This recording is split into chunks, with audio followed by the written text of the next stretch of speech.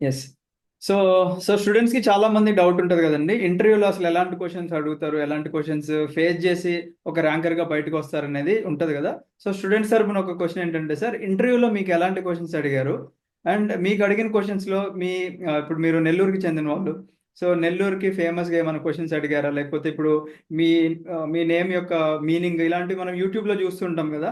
So, అలాంటి క్వెషన్‌లు అడుగుతున్నారా? లేకపోతే చేంజ్ జేసి ఏమన్నా డిఫరెంట్‌గా అడుగుతున్నారా?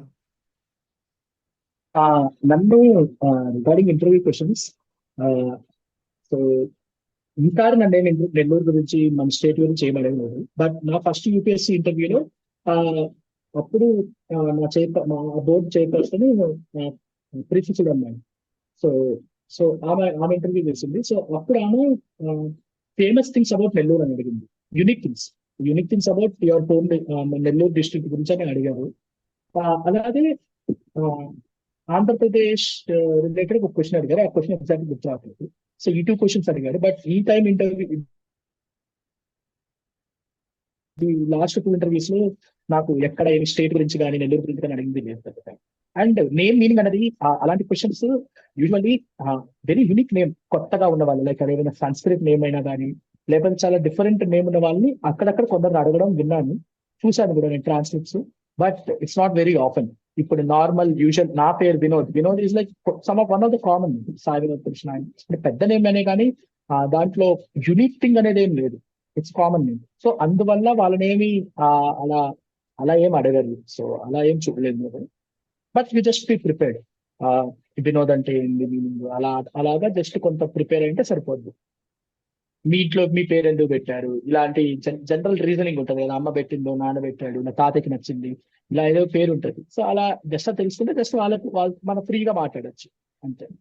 అండ్ ఇంకోటి సార్, ఇప్పుడు మీరు మ్యాథ్స్ ఆప్షనల్ తీసుకున్నారు కదా! మ్యాథ్స్ ఆప్షనల్లే ఎందుకు తీసుకున్నారని చెప్పేసి ఏమైనా క్వెషన్స్ చేశారా? ఆ మాక్ ఇంటర్వ్యూస్ లో చేస్తారండి, కానీ నన్ను ఎక్కడ యాక్చువల్ ఇంటర్వ్యూలో అయితే క్వశ్చన్ చేయలేదు. ఓకే. అంటే మీరు యాక్చువల్ ఇంటర్వ్యూలో ఫేస్ కొందరు చేసిన అడిగారు మ్యాథ్స్ ఆప్షనల్, అదే మ్యాథ్స్ ఆప్షనల్ ఎందుకు, ఏంది, తర్వాత మ్యాథ్స్ ఆప్షనల్ మీద కొన్ని related questions, like Ramanujan Hardy number గురించి కానీ, లేకపోతే కొన్ని ప్యాటర్న్స్ గురించి, ఇలా కొన్ని క్వశ్చన్స్ కొందరిని అడగడం విన్నాను నా మ్యాథ్స్ ఆప్షనల్ తో ఉన్న ఇంటర్వ్యూ క్యాండిడేట్స్ నా ఫ్రెండ్స్ కానీ కొందరు అడిగారు. అవన్నీ అంటే మీరు ఫేస్ చేసిన టఫెస్ట్ క్వెషన్ ఏమైనా ఉందా సార్ ఈ ఇయర్ ఇంటర్వ్యూలో? ఇయర్ ఇంటర్వ్యూలోనా? Hmm. Very sensitive. I think it's very dicey topic. So ఒక టూ త్రీ క్వశ్చన్స్ నా interview, I felt it's really, it was very difficult. చాలా క్వశ్చన్స్ అడిగి, చాలా ఛాలెంజింగ్ క్వశ్చన్స్ అడిగారు అనిపించింది. సో ఒక కొటేషన్ ఇచ్చి ఆ కొటేషన్ ని నాకు తెలిసిన మీనింగ్ కానీ నా ఇంటర్ప్రిటేషన్ అడిగారు. అలాగే ఇండియన్ ఫారెన్ రిలేషన్స్ లో దాని రిలవెన్స్ ఏదని అడిగారు. సో ద కొటేషన్ ఏంటంటే doing nothing is also doing something. ఇది కొటేషన్. సో దీనికి నా మీనింగ్ అడిగారు అక్కడ. అంటే నీకేమనిపిస్తుంది, నా పాయింట్ ఆఫ్ వ్యూలో దాన్ని నీకేమనిపిస్తుంది, అది ఒపీనియన్ అనాలా మీనింగ్ అనాలా నాకు ఎగ్జాక్ట్ గుర్తులేదు. బట్ నాకేం అర్థమైంది అన్నట్టుగా అడిగారు.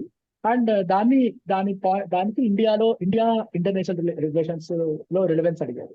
సో ఇది ఆ ఆ మూమెంట్ లో చైర్పర్సన్ అడిగారు ఈ question. I think this is third question. So కొంచెం అనిపిస్తుంది. అంటే మేడం నాకు వచ్చింది madam Suman Sharma madam, she uses to generally ask GS questions ఎక్కువ అడిగింది మన బ్యాక్గ్రౌండ్ నుండి.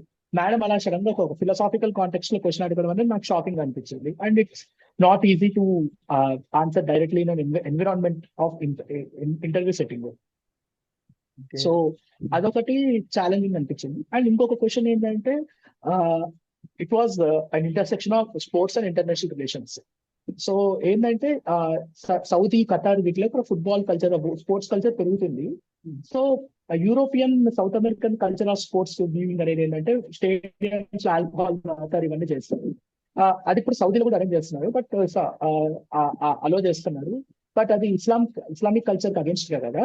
సో వాళ్ళు ఇస్లామిక్ కల్చర్ డైల్యూట్ అయిపోతున్నదా, ఎకనామిక్ రీజన్స్ కోసం వాళ్ళు అలా డైల్యూట్ చేసుకుంటున్నారా, ఇలా వాళ్ళ కల్చర్ పాయింట్ ఆఫ్ వ్యూలో అడిగారు క్వశ్చన్స్. అండ్ దాని తర్వాత ఇండియా ఆఫ్ఘనిస్తాన్ క్రికెట్ రిలేషన్స్ మీద అడిగారు. ఇండియా ఎందుకు ఆఫ్ఘనిస్తాన్ కి సపోర్ట్ చేస్తుంది, తాలిబాన్ ఉంది అంటే, వేరే కంట్రీస్ ఇంగ్లాండ్, సౌత్ ఆఫ్రికా ఏమో బాయ్కాట్ చేస్తామన్నారు మొన్న ఛాంపియన్స్ ట్రోఫీలో. హ్మ్. ఫస్ట్ లో అన్నారు బాయ్కాట్ చేస్తాము అని. వాళ్ళు ఇలా విమెన్ క్రికెట్ టీం అలో చేయట్లేదు. కానీ ఇండియా ఏమో సపోర్టివ్ గానే ఉంది. ఆ ఒకప్పుడేమో ఇలా జరిగినప్పుడు 1990s లో ఒకసారి సౌత్ ఆఫ్రికాని బ్యాన్ చేయాలని చెప్పి ఇండియా చెప్పింది. వాళ్ళు రేసిజం, ఈ అపార్టైడ్ రెజిమ్ కాంటెక్స్ట్ లో. కానీ ఇప్పుడు ఇండియా ఏమో తాలిబాన్ సపోర్ట్ ఇస్తుంది. అప్పుడు కరెక్టా ఇప్పుడు కరెక్టా అని అడిగారు. ఓకే. సో నేను సో ఇది కొంచెం చాలా టఫ్ సిచ్యువేషన్ అక్కడ. అలాగే ఇంటర్నేషనల్ మైగ్రేషన్, ఆఫ్రికా నుండి మిడిల్ ఈస్ట్ లోకి వెళ్ళట్లేదు, యూరోప్ లోకి ఎందుకు వెళ్తున్నారు, ఈ జీరోఫోబియా, ఇలాంటి వాటి మీద క్వశ్చన్స్ పడ్డాయి నాకు. ఎందుకు పడ్డాయో తెలియదు, నా బ్యాక్గ్రౌండ్ ఏమీ లేదు దాని రిలవెంట్ గా, బట్ ఇలా చాలా క్వశ్చన్స్ పడ్డాయి నాకు. ఓకే. అంటే మీరు ఎలా ఉన్నారు సార్? అంటే కామ్ గానే అవన్నీ బ్యాలెన్స్ చేశారా? ఏమన్నా స్ట్రెస్ ఫీల్? ఫస్ట్ క్వశ్చన్ కొంచెం స్ట్రెస్ ఫీల్ అయ్యాను. ఆ కొటేషన్ కాకుండా ఆఫ్ఘనిస్తాన్ ఇండియా క్వశ్చన్ దగ్గర అప్పుడు కరెక్టా ఇప్పుడు కరెక్ట్ దగ్గర కొంచెం స్ట్రెస్ఫుల్ ఫీల్ అయ్యాను. అది కాకుండా మిగతావన్నీ కూల్ గానే ఆన్సర్ చేశాను. నా అనుకున్న స్కోర్ రాలేదు ఇంటర్వ్యూలో. నాకు 2 హై రాలా, 2 లో రాలా, 176 వేశారు. సో నేను అక్కడ కొంచెం డిసప్పాయింట్ అయ్యాను. 2 లో వచ్చుంటే నేను సరిగ్గా చెప్పలేదు అనుకుంటా. హై బాగా మంచి 190+ వచ్చిందంటే క్లిక్ అయింది అనుకుంటా. ఇప్పుడు నేను చెప్పిన ఆన్సర్లు బాగానే ఉన్నాయి, కానీ నాకు అనుకున్నంత ఇవ్వలేదేమో అనిపించింది నాకు అదొక డిసప్పాయింట్మెంట్ ఉంది. నేను ఒక 185, 190 అలా వస్తాయి అనుకున్నాను నేను. సో ఎందుకో తెలియదు, ఎందుకంటే 176 is like decent score. Many people like 170+ వస్తే లైక్ ఓకే చాలా అనుకుంటారు. నాకు మళ్ళా అదే స్కోర్ వచ్చింది, 176 వచ్చింది. But I don't know, I felt I deserve more ఆ ఇంటర్వ్యూలో. అంటే మీరు ఫారెస్ట్ సర్వీస్ ర్యాంక్ వచ్చింది లాస్ట్ ఇయర్, దాని గురించి ఏమన్నా అడిగారా సార్ క్వశ్చన్ ఏమన్నా ఇంటర్వ్యూలో? అది మెన్షన్ చేశారు. ఎక్కువ క్వశ్చన్స్ అడగలేదు, ఒక క్వశ్చన్ 2 క్వశ్చన్స్ అడిగారు. దాని కాంటెక్స్ట్ లో డైరెక్ట్ గా అడగలేదు. సస్టైనబిలిటీ వర్సెస్ డెవలప్మెంట్ అనే టాపిక్ మీద ఒక క్వశ్చన్ అడిగారు. ఇండియా ఎందుకు ఇన్వెస్ట్ చేయాలి ఎనర్జీలో, సస్టైనబిలిటీ ఫోకస్ చేయాలి కదా, కోల్. సో దీని మీద ఒక క్వశ్చన్ అడిగారు. అండ్ ఇంకొకటి basic definition type, circular economy అంటే ఏంటో అడిగారు, అంతే. సో ఐ థింక్ నేను అన్నిట్లో నా ఇంటర్వ్యూలో ఏదైనా చాలా డిసప్పాయింట్ అయ్యాను అంటే ఒక దగ్గర ఆ సస్టైనబిలిటీ వర్సెస్ డెవలప్మెంట్ దగ్గర నేను సాటిస్ఫాక్టరీ ఆన్సర్ ఇవ్వలేను నా పాయింట్ ఆఫ్ వ్యూలో. నేను ఎక్కడైనా లోయెస్ట్ మూమెంట్ ఉందంటే నా ఫీలింగ్ అదే. సో అది నాకు తక్కువ మార్కులు దిచ్చేసింది అని నేను నమ్ముతాను. ఎందుకంటే నేను సాటిస్ఫై కాలేదు అసలు ఆన్సర్ కి, which I should have answered way better. అది నేను సాటిస్ఫై అవ్వలేదు. సో ఏమైనా నాకు తక్కువ స్కోర్ వచ్చింటే బాధ, అది దానివల్లే, అది వన్ ఆఫ్ ద రీజన్ అని నేను అనుకుంటున్నాను. అంటే మీకు అసలు తెలియని క్వశ్చన్ ఏమన్నా అడిగారా సార్ ఇంటర్వ్యూలో? ఇప్పుడు మనం కొన్ని చూస్తూ ఉంటాము, మనకు తెలియలేదు అంటే నాకు తెలియదు అని చెప్పేసి చెప్పడం ఉత్తమము, దాని బదులు కవర్ చేయడం అని చెప్పేసి అంటారు కదా, అలా మీకు ఏమన్నా హ్యాపీగా తెలియదని చెప్పండి, హ్యాపీగా తెలియదని చెప్పండి. సో అసలు నేను ఈసారి ఫస్ట్ క్వశ్చన్ నాది ఆ రోజు న్యూస్ పేపర్ ఆర్టికల్ క్లిప్పింగ్స్, దాని మీద క్వశ్చన్ మేడం అడిగింది. సో మేడం ఆ క్వశ్చన్ అడిగినప్పుడు అది January 16th నా ఇంటర్వ్యూ జరిగింది. సో ఆ రోజు USA ఒక డ్రాఫ్ట్ రూల్స్ ఫ్రేమ్ చేసింది, ఏఐ రిలేటెడ్ కాదు, ఏఐ చిప్స్ రిలేటెడ్. ఇంకొక దాంట్లో అయితే న్యూక్లియర్ ప్లాంట్స్ రిలేటెడ్ కూడా ఇంకోటి వచ్చింది. సో ఈ 2 న్యూస్ గురించి అడిగారు మేడం. సో ఆ ఏఐ డ్రాఫ్ట్ రూల్స్ దీని గురించి బేసిక్ అడిగారు. నేను బేసిక్ డీటెయిల్స్ అడిగినవి చెప్పాను. తర్వాత దాంట్లో ఏఐ ఆ డ్రాఫ్ట్ రూల్స్ లో ఇండియా చైనా స్పెసిఫిక్ గా ఒక టెక్నికల్ ఎగ్జంప్షన్స్ ఉన్నాయి. అంటే అదొక స్పెసిఫిక్ కేసు, అదొక కొంచెం చాలా టెక్నికల్ డీటెయిల్స్ ఉన్నాయి దాంట్లో.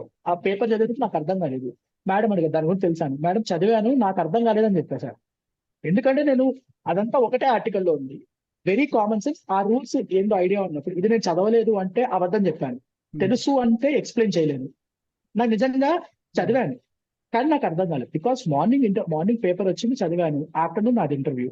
అది వెరీ టెక్నికల్ ఉంది, తర్వాత అర్థమై ఉండేది, కానీ ఆ ఉన్న లిమిటెడ్ టైంలో చదివినప్పుడు నాకు అర్థం కాలేదు. So I honestly admitted, madam నాకు అది చదివాను కానీ వెరీ టెక్నికల్ ఉంది, నాకు అర్థం కాలేదని చెప్పేశారు. మేడం కూడా ఒక స్మైల్ ఇచ్చి వదిలేసి, అయితే ఓకే పర్వాలేదు వదిలేసే అని అనేది. So you be very honest in such things. అలా అని చెప్పి మనలో ఉన్న బొక్కలన్నీ ముందు పెట్టకూడదు వాళ్ళ ముందు. దాన్ని ఒక రిఫైన్డ్ పర్సనాలిటీ చూపించాలి మనం. సో అది రావాలి. అబద్ధం చెప్పడం వేరు, మనకు ఉన్నదాన్ని కరెక్ట్ గా ప్రొజెక్ట్ చేసుకోవడం వేరు. So you should be honest. ఇలాంటి సిచ్యువేషన్స్ లో ఇప్పుడు ఏదైనా ఒక నార్మల్ సబ్జెక్ట్ క్వశ్చన్ అడిగినప్పుడు తెలియదంటే తెలియదని ఫ్రాంక్ గా చెప్పడం ఇస్ ద బెస్ట్ థింగ్.